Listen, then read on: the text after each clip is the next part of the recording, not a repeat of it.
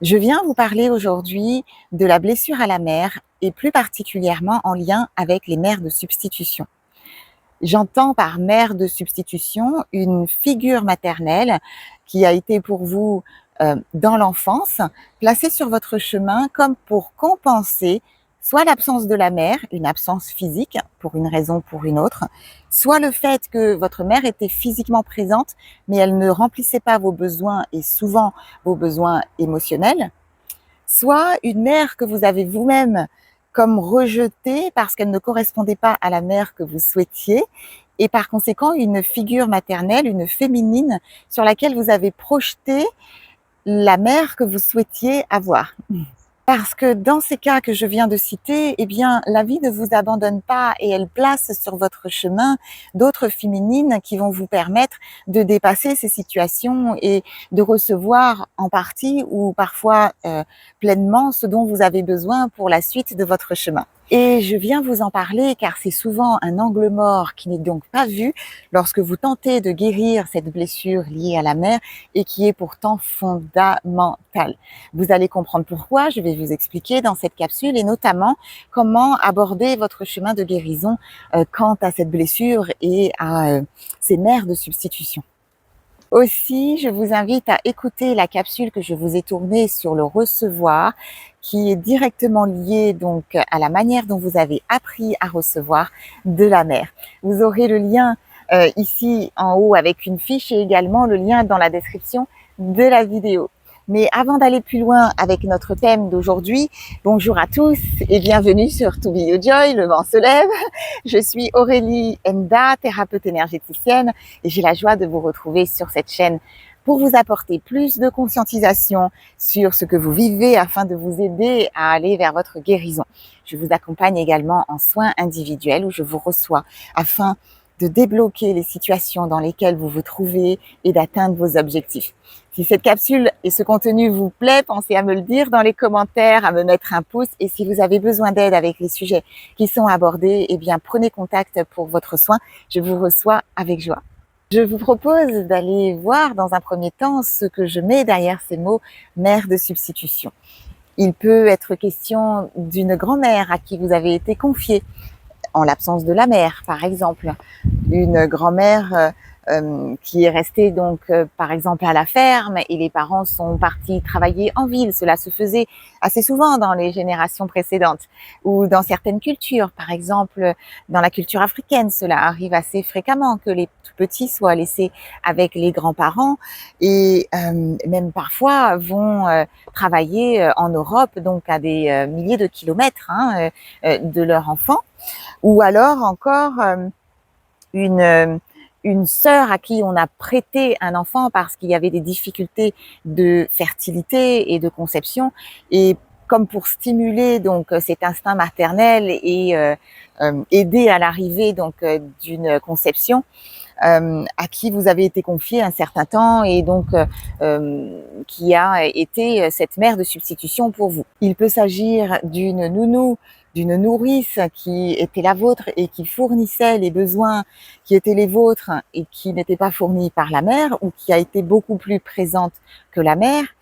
Par exemple, également une tante qui, consciemment ou inconsciemment, se positionnait comme une mère et qui a été très présente pendant vos années d'enfance.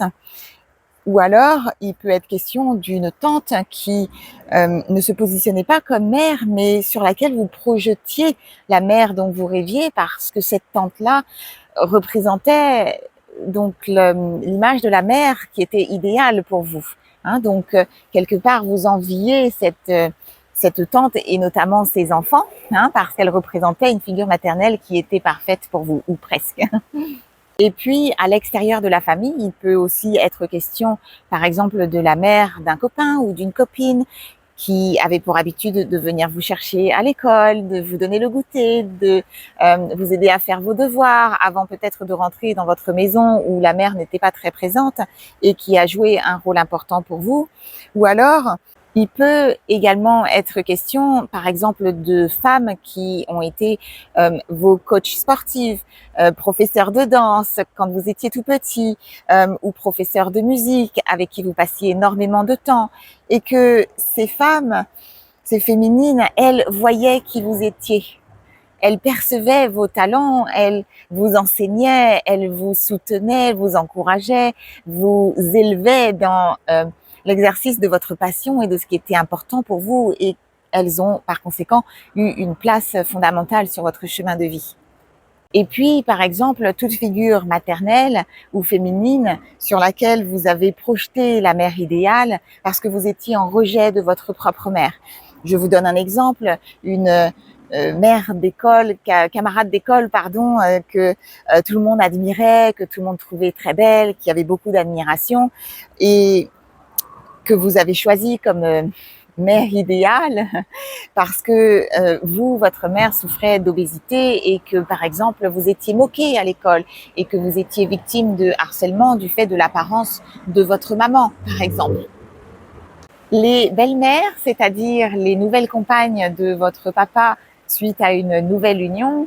Et pour finir, j'inclus également les cas d'adoption, même si très souvent vous êtes donc adopté à un âge très jeune et vous rejoignez un nouveau foyer. Ce sont des cas encore particuliers, mais vous allez entendre des choses qui vont peut-être résonner dans cette capsule pour vous. Alors, je vous propose de regarder sur votre parcours, maintenant qu'on a parlé des différents cas possibles, en tout cas la majorité, si vous pouvez être concerné. Parce que lorsque vous abordez ce travail de guérison vis-à-vis de la blessure de la mère et vis-à-vis de la mère, eh bien, ce sont ces angles morts qui, très souvent, vous laissent coincés et ne vous permettent pas d'avancer dans votre travail de guérison. À présent, allons regarder pourquoi, justement, il est important de considérer ces mères de substitution.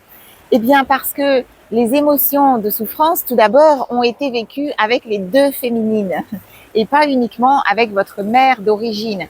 Même si vous avez le sentiment que la mère de substitution est venue comme fournir et pourvoir à vos besoins, en l'absence de ce qui avait été donné par votre mère biologique, eh bien, il y a très souvent des souffrances des deux côtés. Je viens vous donner un exemple ici. Souvent, avec vos mères de substitution, il y a eu une rupture, une séparation. Parfois très naturelle, parce que dans le cadre, par exemple, de votre grand-mère, eh bien, il arrive un moment où elle termine son chemin de vie et transite donc de l'autre côté. Ou une nounou, une nourrice qui ne peut pas poursuivre son chemin avec vous puisque naturellement vous devenez adulte. Donc il y a une rupture, une séparation qui intervient entre vous et la mère de substitution et qui est souvent non choisie. Et dans la mesure où vous n'aviez pas conscientisé l'importance de la place et le rôle que vous aviez donné à cette féminine sont importantes. Il est donc question de deuils qui sont cachés et qui n'ont pas été faits et qui vont vous amener à retenir de la tristesse au chakra du cœur sans parfois savoir pourquoi vous vous sentez triste à ce 4e centre énergétique.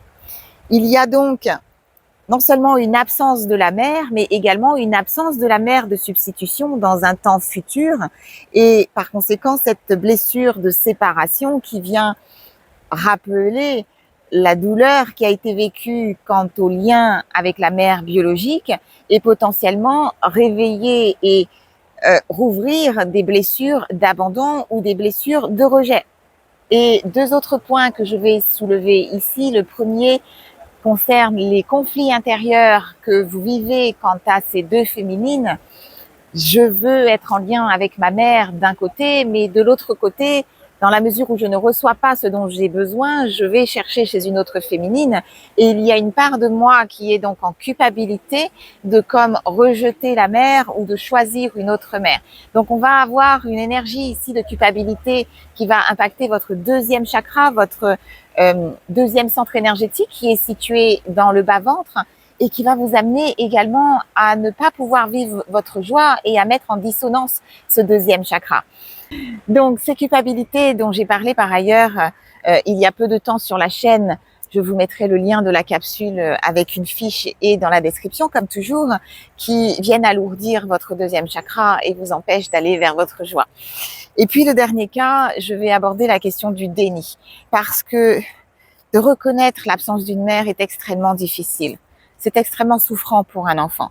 Donc, il est très fréquent que l'on soit dans le déni dans ces cas-là. On a le sentiment d'avoir reçu de féminine ici et là en particulier, et on s'en contente sans vraiment conscientiser et sans aller reconnaître, acquiescer, valider le fait qu'on a vraiment souffert de l'absence de cette mère, en tout cas dans certains domaines, concernant certains besoins émotionnels, etc., les exemples dont je vous ai parlé en début de capsule, et par conséquent, on va être dans le déni.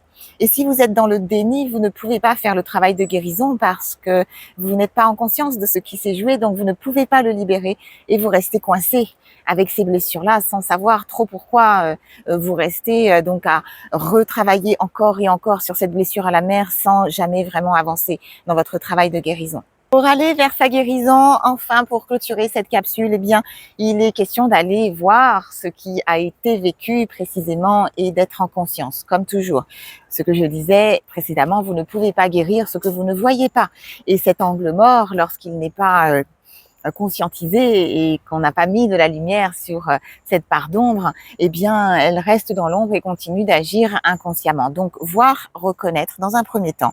Et puis, la deuxième étape dans ce travail de conscience et également vibratoire que je fais dans les soins énergétiques, en tout cas dans mon travail, on ajoute la dimension vibratoire pour pouvoir libérer de manière subtile les émotions qui ont été souffrantes durant ces expériences, c'est d'aller conscientiser les émotions qui ont été vécues respectivement avec chacune des mères, que chacune récupère ce qui lui appartient en quelque sorte et que vous soyez en clarté sur ce qui a été vécu à la fois avec l'une et à la fois avec l'autre. Parce que souvent, il y a une telle confusion ou une absence de conscience en la matière que vous ne savez pas comment vous défaire avec ces émotionnels souffrants.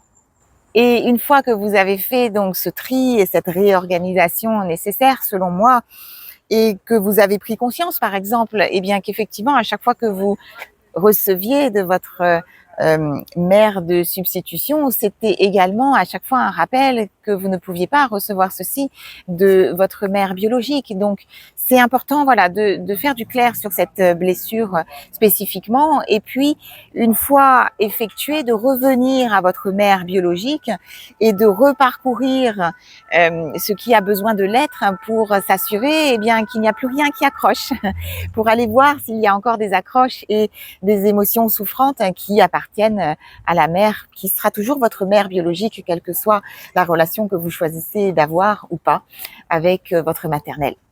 J'espère que cette capsule vous aura apporté plus de clarté et peut-être vous aura aidé à identifier quelque chose que vous n'aviez pas vu auparavant et qui va vous aider sur votre chemin de guérison quant à cette blessure liée à la mère. C'est une blessure très profonde et souvent très douloureuse et qui demande du temps. Alors, soyez patient avec vous. Et si vous avez besoin d'aide avec ces sujets, prenez contact. Ce sont des thèmes que j'aborde depuis très longtemps dans mes soins et je saurai comment vous accompagner. Je vous remercie pour l'heure de votre présence avec moi aujourd'hui sur la chaîne. C'était Aurélie Yenda, thérapeute énergéticienne sur To Be Your Joy. Et en attendant la prochaine vidéo, comme toujours, prenez soin de vous.